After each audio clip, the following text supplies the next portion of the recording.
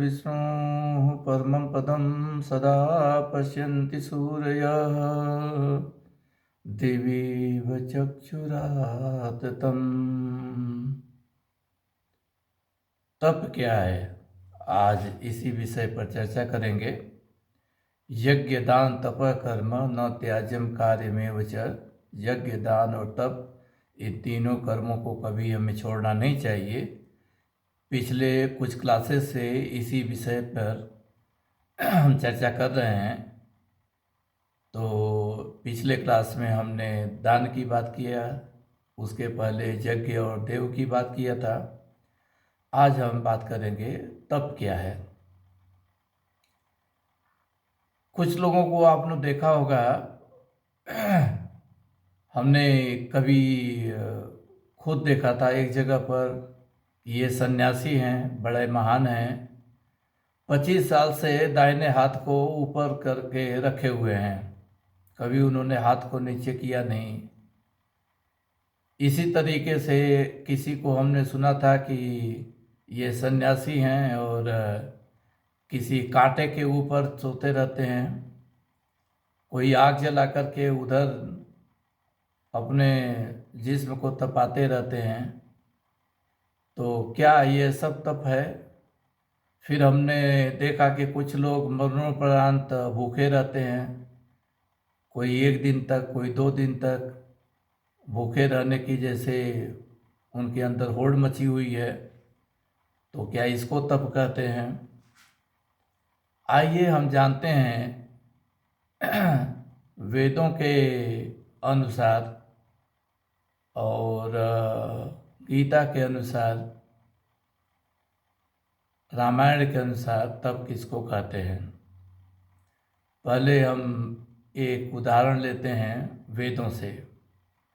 तैत्तिरीय आरण्यक के 10वें अध्याय का 8वां मंत्र है, कहता है ऋतं तपः सत्यं तपः श्रुतं तपः शांतं तपो दमस्तपः शमस्तपो दानं तपो यज्ञं तपो भूर्भुवः स्वः ब्रह्मै तदुपास्यै तत्तपः। ऋत तप है।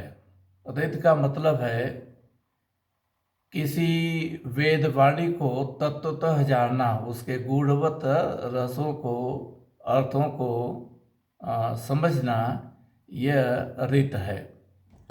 तो ऋत को तप कह रहे हैं। सत्यम तप, सत्य की आराधना करना, सत्य के लिए जो भी प्रयास करते हैं उसको तप कह रहे हैं।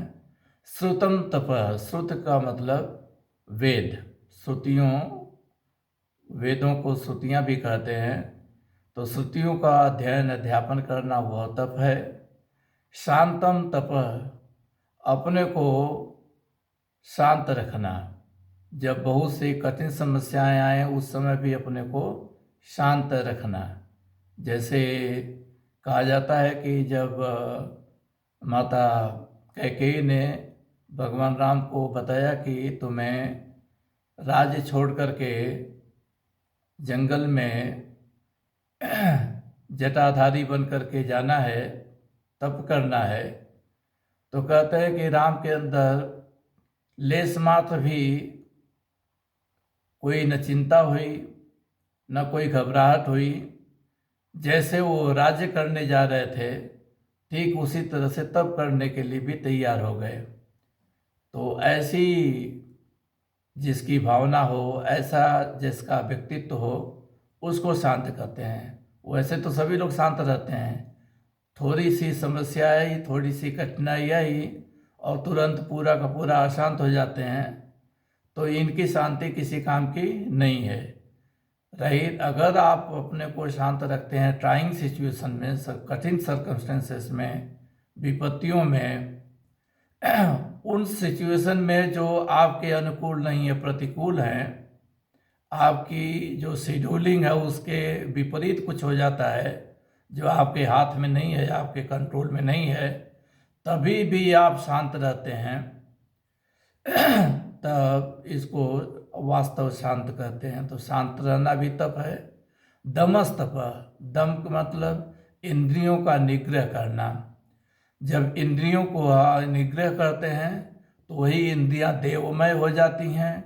अब इंद्रियों का निग्रह न करके उनको भोग में उन्मुख कर देते हैं तो वही इंद्रियां असुर बन जाती हैं, वही दैत्य बन जाती हैं। दूसरा कोई अलग से एक राक्षस और सुर और असुर नहीं होते हैं। इंद्रियों को जब हम भगवन्मुख कर लेते हैं, जब हम उनको सही कर्मों में लगा लेते हैं, तो वही इंद्रियां जो हैं देव भव हो जाती हैं। और अगर हम उनका भोग करना चाहते हैं तो वही इंद्रियां असुर बन जाती हैं। शमस्तप, शम का मतलब अगेन शांति से ही है। तो अपने अंतःकरण को शांतचित्त बनाना वो तप है। दानम तप, दान देना तप है। यज्ञ का एक मतलब दान भी होता है। यज्ञम तप, यज्ञ करना तप होता है। और भूर्भुवस्व ब्रह्मम एतत् उपासते तप, और ब्रह्म की उपासना करना तप है। ब्रह्म की, ईश्वर की उपासना करना तप है। अब यहाँ पर बहुत सी चीज़ें ध्यान देने योग्य हैं। कोई भी व्यक्ति अपने शरीर को आग में तपाता है, चाहे एक पैर पर खड़ा रहता है, 25 साल से कोई बैठा ही नहीं, शौच आदि भी खड़े खड़े करता है, ऐसे ऐसे लोगों को देखा जाता है। ये सभी चीज़ें सर्कस हो सकती हैं, ये किसी काम की नहीं है, इनको तपस्या नहीं कहते हैं। कोई भूखों मरता है तो उसको तप कहते हैं, वो भी तप नहीं है, वो भी बेकार की चीज़ है।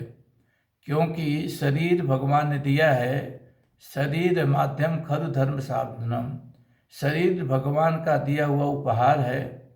इसको अगर अननेसेसरली आप तपाते हैं, बेकार का इसको बर्बाद करने की ओर कगार पर रखते हैं, अधिक खा करके भी ये बर्बाद होता है, नहीं खा करके भी ये बर्बाद होता है। तो इस हालत में उसको तप नहीं कहते हैं, वो अपने ही शरीर के साथ किया हुआ अन्याय कहते हैं।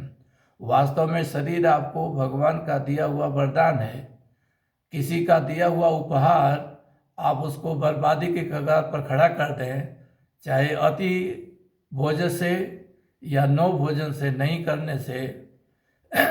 भगवान कृष्ण कहते हैं, नात्य अस्नतस्तु योगोस्ति न च एकांतम अनस्नतः न चाति स्वप्नशीलस्य जागृतो चैव नार्च अर्जुन। अर्जुन से कहते हैं कि हे अर्जुन, जो अत्यधिक भोजन करता है वो भी योग नहीं कर सकता है, जो अनस्नतः पूरा भोजन नहीं करता है वो भी योग नहीं करता था। क्यों? योग का मतलब क्या है? योग का मतलब उन्होंने कहा है, युंजन नेव सदात्मानम योगी नियत मानसः शांतिम निर्वाण परमाम मत संस्थाम अधिगच्छति। युंजन नेव सदात्मानम, सदा आत्मानम, सदा आत्मा को युंजन एवं, राइट, मुझ में जो लगाता है, युंजन करना मतलब युक्त करता है, जो हमेशा ईश्वर की आराधना में अपने मन को लगाता है, राइट, नियत मानस, नित्य लगाता है, हमेशा जो ईश्वर की आराधना में और ईश्वर की उपासना में जो अपने मन को लगाता है, तो वही योग है, वही योगी है। अगर अपने मन को ईश्वर में लगाता है, ईश्वर की उपासना में लगा लेता है, तो योग है, और ऐसे व्यक्ति को योगी कहते हैं। वही शांतिम निर्वाण परमा, वो जो भव बंधन है उससे मुक्त हो जाता है और परम शांति प्राप्त करता है, और वही ईश्वर को प्राप्त करता है, वही ईश्वर को की अनुभूति कर पाता है। तो वास्तविक जो तप है, वास्तविक जो उपासना है, वास्तविक जो योग है, वह ईश्वर से सानिध्य बनाना है, ईश्वर से मिलना है। और उसको मिलने के लिए जो कुछ भी हमें करना चाहिए, जो उसके लिए सहयोगी चीज़ें हैं, बहुत खाना नहीं चाहिए, बहुत खाने के बाद भी आदमी जो है वो तपस्या नहीं कर सकता।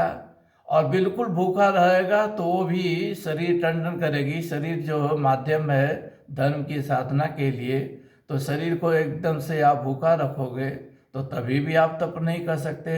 उसी बात को कृष्ण कहते हैं कि जो बहुत खाता है, न अति अस्नतस्तु योगोस्ति न च एकांतम अनस्नतः। जो बहुत खाता है और जो बिल्कुल नहीं खाता है। न चाहते सुप्त सोइलस्य, जो बहुत सोता है और जो बहुत जागता है। जागृतो नहीं विचार अर्जुन।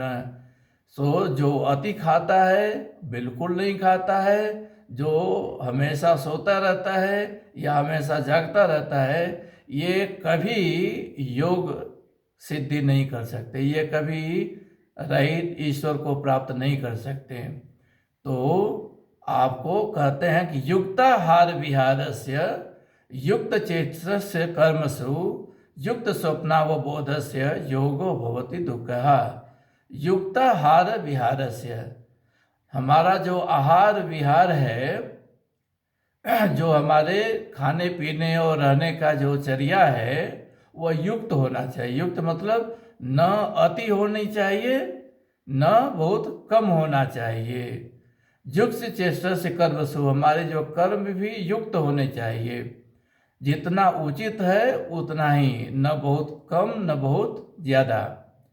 कहते हैं कि एक बार भगवान बुद्ध जब शुरू में घर से निकल पड़े थे और उनको लगा था कि जो साधन और लेबुल हैं घर पे राज में, वो साधन ही शायद उनको असली तपस्या से दूर रखते हैं। तो बिना भूखे, बिना खाए पिए, भूखे प्यासे कई दिनों से वो पड़े हुए थे। शायद उस समय उनके भी दिमाग में यही बात आई थी कि इसी को तपस्या कहते हैं। ऑलमोस्ट वो राइट अचेत थे, अचेत की मुद्रा में कहीं लेटे हुए थे। और उसी समय कहते हैं बाप बेटे दो लोग जा रहे थे और वो लोग म्यूजिशियन थे। बेटे ने बाप से पूछा कि पिताजी बताओ कि इन बीना के तारों को कितना कसना चाहिए। तो पिताजी ने बोला कि इसको बहुत इतना भी न कसो कि यह टूट जाए, इसके तार जो है टूट जाए, और इतना ढीला मत छोड़ो कि यह बेसुरा हो जाए। ज्यादा न कम बल्कि सम। इति को कृष्ण कहते हैं युक्त आहार विहार से। युक्त होना चाहिए, आहार विहार सभी कुछ युक्त होना चाहिए। युक्त स्वप्नावबोध से, जागना और सोना भी युक्त होना चाहिए। और ऐसा करने से योगो भवति दुःखः, योग से दुख का नाश हो जाता है। तो जो भी चीज़ें हम ऐसा करते हैं कि जो बहुत खाते हैं, वो भी योग में सहायता नहीं करेगा, सहायता करने के बजाय बल्कि दूर करेगा। कहते हैं कि एक शिष्य आचार्य के यहाँ शिक्षा ग्रहण करने गया और आचार्य कुछ पढ़ा रहे थे, शिष्य का उसमें मन नहीं लग रहा था। तो उन्होंने पूछा कि शिष्य तुम बड़ा विचलित दिखाई पड़ रहे हो, पढ़ नहीं रहे हो, क्या बात है? तो शिष्य ने कहा कि गुरुजी, मैं ठीक से खाना नहीं खाया हूँ और मेरे अंदर जो है गुटरगुं हो रहा है, चूहे कूद रहे हैं। तो गुरुजी ने कहा शिष्य को कि जाओ खाना खा करके आओ। तब वो खाना खाने गया, खाना खा करके आया। फिर जो गुरुजी पढ़ाने लगे तो बोले कि अब क्यों नहीं पढ़ रहे हो, अब भी तुम बड़ा विचलित लग रहे हो। तो शिष्य कहता है गुरुजी, अब तो मुझे सोने का मन कर रहा है, मैंने खाया है उसके बाद सब कुछ शक्कर शक्कर हो गया है, मुझे सोने को मन कर रहा है। तो वो युक्त नहीं है। एक चीज ध्यान में रखें, तपस्या का मुख्य उद्देश्य है ईश्वर को प्राप्त करना, ईश्वर से सानिध्य बनाना, ईश्वर की उपासना करना। यही तपस्या का मूल मंत्र है। उसके लिए जो सहयोगी चीजें हैं, कैसा आसन होना चाहिए, कैसा वातावरण होना चाहिए, कैसा खान पान होना चाहिए, कैसे सोना जागना चाहिए, ये सभी चीजें युक्त होनी चाहिए। इसके कई श्लोक अवेलेबल हैं गीता में भी। कृष्ण ने बताया है कि हमारा जो आसन है न बहुत ऊंचा होना चाहिए, न नीचा होना चाहिए, शांति प्रदेश होना चाहिए, शुद्ध हवा होनी चाहिए, और बहुत ज़्यादा न खाना चाहिए, न बहुत कम खाना चाहिए, न बहुत जागना चाहिए, न बहुत सोना। ऐसे कई श्लोक हैं उन्होंने बताया हुआ है। कृष्ण ने यह भी बताया है कि हम जो तपस्या कर रहे हैं इनको हम मन से कर सकते हैं, शरीर से भी कर सकते हैं, और वाणी से भी कुछ तप की बात कर सकते हैं। तो कहते हैं देव द्विज गुरु प्राज्ञ पूजनम शौचम आर्जवम ब्रह्मचर्यम अहिंसा च शरीरम तप उच्यते। शरीर का तप क्या है? देव द्विज गुरु प्राज्ञ पूजनम, देव की पूजा करना, द्विज ब्राह्मण, ब्राह्मण किसी जाति से मत लेना, ब्राह्मण जो ब्रह्म जानाति थी ब्राह्मण, तो जो ब्राह्मण हैं, जो गुरु हैं, जो विद्वान प्राज्ञ, जो विद्वान पुरुष हैं, इनकी पूजना करना, इनकी सेवा करना। शौचम आर्जवम, अपने को पवित्र रखना, ब्रह्मचर्य का पालन करना, अहिंसा करना, राइट, मतलब किसी जीव को न मारना, ये सभी चीज़ें शरीर का तप है। तो शरीर से राइट हिंसा न करें, ब्रह्मचर्य का पालन करें, और बड़े लोगों का, विद्वानों का, गुरुओं का सेवा करें और अपने को शुद्ध रखें। ये सभी चीज़ें शरीर का तप हैं। दूसरा है वाणी का तप। अनुद्वेग करम वाक्यम सत्यम प्रियहितम च यत् स्वाध्याय व्यसनम चैव वाङ्मयम तप उच्यते। अनुद्वेग कर्म, ऐसी वाणी बोलिए जिससे किसी को ठेस न पहुँचे। ऐसी वाणी बोलिए जो सत्य हो और उसका प्रिय हित करने वाला हो, प्रिय हो, उसका हित करने वाली हो।